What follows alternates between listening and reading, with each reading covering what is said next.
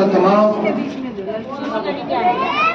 उन अध्यापकों को जिनको गुरु कहा जाता है, गुरुदेव शेर। आज के दिन एक शानदार ऋतु बालाजी ने एक शानदार कविता पढ़ी। मेरे एक आंख में आंसू नहीं आते, मेरी प्रॉब्लम है।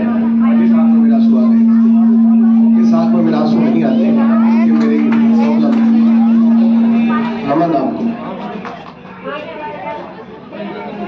सत्य उकेर के रख दिया, कुछ सोच के आया था, मैं बोलने की कोशिश और जरूरत करूंगा। महिला, माँ, अम्मी, मैं जिस समाज से आता हूं उसके अंदर, समाज के अंदर अम्मी को जन्नत कहते हैं। अम्मी का मायना होता है जन्नत। उस माँ के पैरों में जन्नत होती है जिसको माँ कहते हैं। माँ शब्द बोलते ही एक मामत्व तो नजर आता है।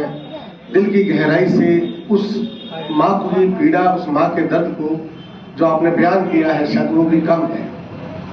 माँ उस वक्त माँ बन जाती है तो उसके पेट के अंदर 9 महीने तक बच्चा पलता है। तमाम लोगों को आज के टाइम में जो वक्त चल रहा है उसके अंदर महिलाओं का, जो माँ है, जो बहन है, जो बेटियां हैं, जो भी उनका सम्मान करना चाहिए। आज के दिन एक शानदार दिवस है। आप लोगों ने बुलाया, बच्चों के अच्छे अच्छे कार्यक्रम लेके एक बच्ची ने बहुत अच्छी माँ के ऊपर कविता पढ़ी, अच्छा लगा। मैं आपसे निवेदन करना चाहूंगा, आपने यहाँ पर एक और माँ की तस्वीर इस चित्र के ऊपर लगा रखी है, इंदिरा गांधी जी। इंदिरा गांधी जी की तस्वीर मैं देख रहा था और एक राष्ट्रपति जी की तस्वीर देख रहा था। इन दोनों का अगर आप इतिहास पढ़े, दोनों माँ है।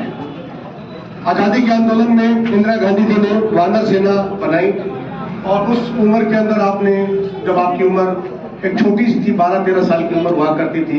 बच्चों जरा सुनिए, 12-13 साल के हैं हम। जब 12-13 साल की हुआ करती थी तो आपने वानर सेना बनी और देश की आजादी के आंदोलन में आपने भाग लिया। देश की आजादी का आंदोलन ऐसे नहीं हुआ है। मैं अक्सर जिक्र करता हूं देश की आजादी का आंदोलन, और अक्सर मैं जिक्र करता हूं बाबा अम्बेडकर साहब का, अक्सर जिक्र करता हूं राजा राम मोहन राय का, स्वामी विवेकानंद जी का, जो एक बहुत बड़े परिवर्तनकारी, रिवोल्यूशनकारी रहे हैं। व्यक्ति एक होता है जो परिवर्तन करता है समाज के अंदर। आप उठा के देखेंगे 1920 के अंदर जो समाज, जिस समाज को दबा के रखा जाता था, उस समाज का आज राष्ट्रपति, इस देश का समाज का राष्ट्रपति नजर आएगा। परिवर्तन सिर्फ एक ने किया, बाबा अम्बेडकर। इस समाज के अंदर महिलाओं को, जिंदा महिला को जला दिया जाता था उसके पति की मृत्यु की प्राप्ति। आप उसके ऊपर बोलना भूल गए, सती प्रथा के ऊपर। सती प्रथा जब हुआ करती थी इस देश के अंदर, बहादुर जफर का राज हुआ करता था। मोहन राय साहब ने जब आंदोलन किया तो बहादुर जफर ने आपको राजा का खिताब दिया। राजा राम मोहन राय ने बहादुर जफर के कार्यकाल के अंदर इतना बड़ा आंदोलनकारी काम किया कि एक पुरुष की जब मृत्यु होती थी उसके साथ में एक औरत को, एक जिंदा औरत को, सोचिए आपका हृदय हिल जाएगा, उसको उस चिता के ऊपर जला दिया जाता था। इतने बड़ा रिवोल्यूशनकारी सिर्फ एक व्यक्ति। आप भी आने वाले समय के रिवोल्यूशनकारी, परिवर्तनकारी व्यक्ति हो सकते हो। अगर आप कुछ चाहते हैं, कुछ बनना, तो आपको आज से ही सोचना पड़ेगा कि मैं अपने समाज में, अपने आसपास में परिवर्तन करना चाहता हूं। जो परिवर्तनकारी होता है, चाहे महात्मा गांधी हो, चाहे ज्योतिबा फूले हो, चाहे माँ फातिमा शेख हो, चाहे वह बाबा अम्बेडकर हो, तो वो एक एक व्यक्ति जब आगे निकलता है तो उसको अपना दोहन करना पड़ता है, अपने चरित्र को निखारना पड़ता है, अपने चरित्र के अंदर इस तरह से प्रकाश लाना पड़ता है कि गुरु कहने से गुरु नहीं बन जाता। गुरु की अस्मिता को समझने के लिए गुरुकुल बनाना पड़ता है, और गुरुकुल बनता है छात्रों और गुरु के बीच में एक आदर्श बन करके।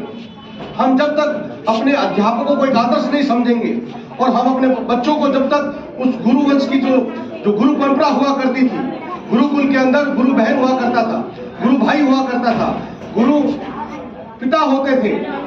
भाई और बहनों के अंदर जो आप स्टूडेंट्स हैं, आपके अंदर भाई और बहन का एक रिलेशन होता था। आज वह रिलेशन खत्म होता नजर आ रहा है। आज हम आजादी के आंदोलन को याद नहीं करते, आज हम उन घटकों को याद नहीं करते। एक और याद कराना चाहूंगा बेगम हजरत महल की।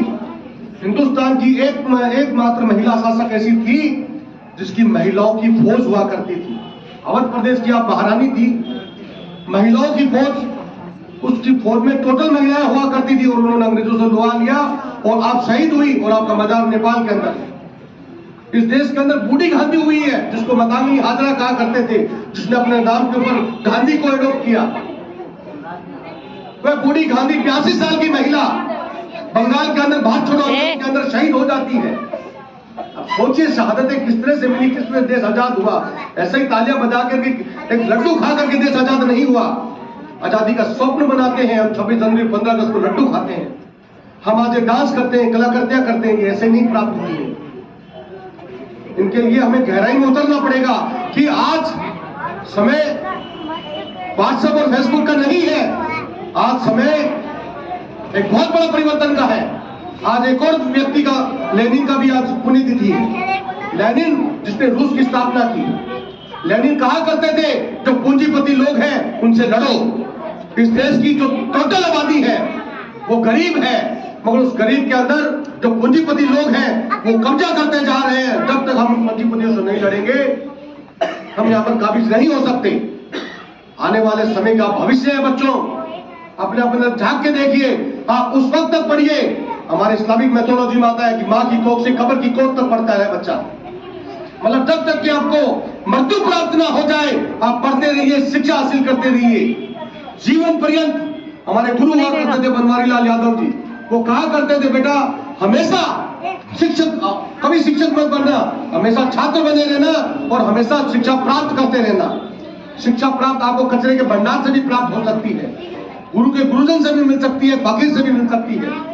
जब तक हम शिक्षा नहीं प्राप्त करेंगे और शिक्षा देने वाले की इज्जत नहीं करेंगे, माँ को माँ नहीं समझेंगे, बहन को बहन नहीं समझेंगे, गुरु को गुरु नहीं समझेंगे, तब तक हमारा जीवन पूरा नहीं है।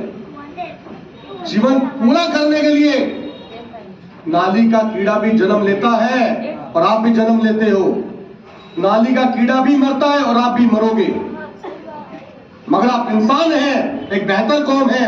आप में से कोई एक व्यक्ति निकल करके आए, बाबा अंबेडकर बने, राजा राम मोहन राय बने, आप में से आदमी निकले जो स्वामी विवेकानंद बने, आप में से कोई गांधी बने, आप में से कोई महात्मा गांधी बने, इंदिरा गांधी बने। एक बड़ा परिवर्तनकारी बनना पड़ेगा। आज का समाज जो बर्बाद हो रहा है, एक अजीब बर्बादी की तरफ जा रहा है समाज। आज हमें कस्में खानी पड़ेगी तमाम तरह की नशे के लिए। जो नवयुवक है वो नशे की तरफ जा रहा है। मैं प्रधानाध्यापक से निवेदन करना चाहूंगा, हम तन मन धन से साथ है आपके। आप हमारे एरिया में, इस पूरा इलाका एक पिछड़ा इलाका है, वहां पर आप एक घर स्कूल चलो अभियान चलाइए, आप बच्चों को बढ़ाइए। आपकी स्कूल जरूर बच्चियों की है, लड़कियों की है, मगर यहाँ लड़कियां नजर नहीं आ रही। एक लड़की पढ़ती है तो उसका दो पक्ष पढ़ते हैं, ससुराल भी और उसका पियर पक्ष भी, मगर वो लड़की जब आगे जाती है तो उसकी नस्लें पढ़ती हैं। जब तक महिला शिक्षित नहीं होगी ये समाज का विकास नहीं हो सकता। जब तक महिलाओं को अधिकार नहीं मिलेंगे इस देश का विकास नहीं हो सकता। आधी आबादी को अधिकार देना पड़ेगा। आधी आबादी कहते हैं महिलाओं को, 50% आबादी है महिलाओं की, और आधी आबादी के साथ में जो अन्याय होता है हम उसका विरोध करते हैं और आधी आबादी के साथ न्याय करना पड़ेगा, चाहे किसी भी सरकार हो और कोई भी व्यवस्था हो। मैं अपनी बात को खत्म करूंगा। जय हिंद।